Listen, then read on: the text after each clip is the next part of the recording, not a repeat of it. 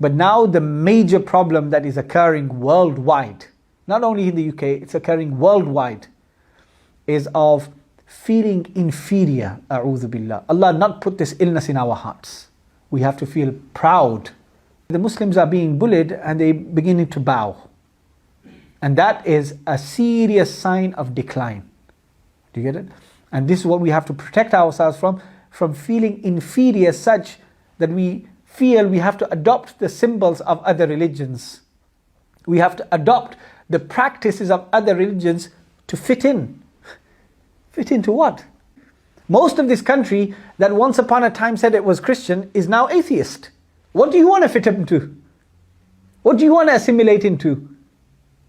There's nothing to fit into, right? This has become a trend amongst a lot of Muslims, which is a very dangerous trend. Do you know why?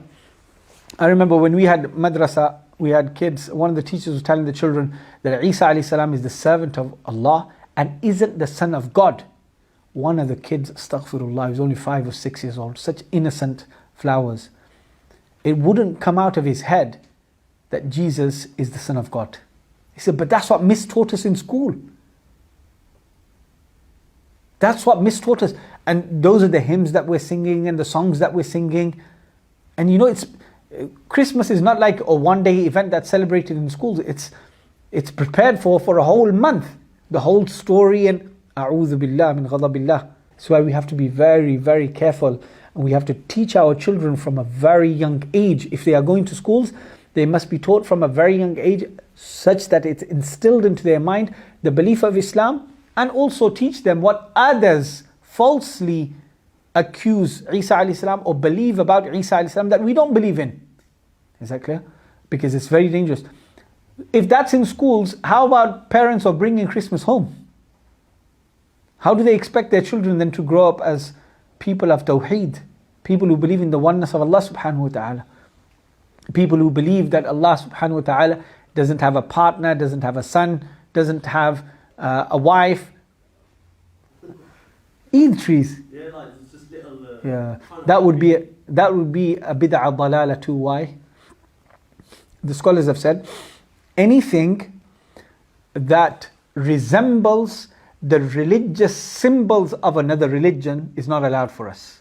The Prophet ﷺ said, "Man tashabbaha biqawmin fahuwa minhum." Anybody who resembles a people will be from amongst them. The scholars have said this is speaking about resembling in very particular, specific symbols of a religion, of a people. So for example, if somebody is seen with a cross, what do you say from a mile away? That person is a Christian. For a Muslim to adopt that is a bid'ah, it's dangerous.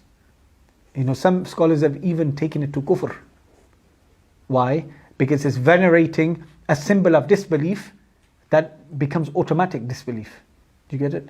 So resembling the very specific, particular events, celebrations and symbols of another religion is a serious bid'ah that the scholars have actually said that takes a person to disbelief. So we have to be careful. We live in a multi-religious society, but that doesn't mean we have to become multi-religious. Do you get it? We are of a single religion, living, coexisting with other religions, and that's something that's not alien to Islam. And in all of that time of history, never did the Muslims reach this low of a standard, which is begin to adopt the symbols of other religions. Every religion lived with their individual symbols and signs, but Muslims never adopted others. They lived in harmony. They lived in peace. Look at Jerusalem. Look at the holiest church that they have in Jerusalem. Who's got the key to it till this day? A Muslim man. Why? Because Sayyidina Umar ibn al-Khattab radiyallahu anh, he protected that church. The Christian said to Sayyidina Umar, come and pray in our church. He said no. He went outside and he prayed outside. Later on the Muslims built a masjid there called Masjid Umar. Why did he pray outside? He said, I am Amirul Mu'mineen. I am the leader of the believing people now. I don't want a Muslim to come sometime later, centuries later, and say, this church belongs to us because our Amirul Mu'mineen prayed in it. Which means what? Lakum dinukum waliya deen. For you is your religion, for me is my religion. We can live in peace like that. Do you get it? It's a multi-religious society where we don't become multi-religious, but rather we display our religion. Do you get it? And by others displaying their religions, it makes the whole society a multi-religious, a multi-cultural society. But for some reason, Muslims have started to feel, for us to be part of this multicultural, multi-religious society, we have to start adopting the signs and symbols of other religions. That's the dangerous point. We don't have to do that. We shouldn't be doing that. Is that clear? And it's become a very sad worldwide phenomena, even in the Muslim countries. Right? Even in the Muslim countries. One of my friends, he's from here, but originally his parents are from Egypt. And he said to me, he said, you know, I went to Egypt in December, and my son, who's only like 6-7 years old, he said to me, he said, Dad, I thought we didn't celebrate Christmas. What's Father Christmas doing in the streets of Cairo? Do you get it? So it's not only, they have the biggest Christmas tree in Dubai or something. La hawla wa la quwwata illa billah.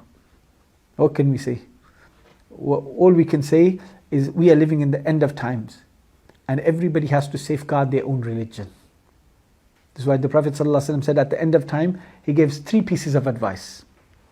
What did he say? He said, Amsika alayka lisanak. Grab hold onto your tongue. Which means don't talk too much. Which also means don't text too much, don't comment too much, don't tweet too much,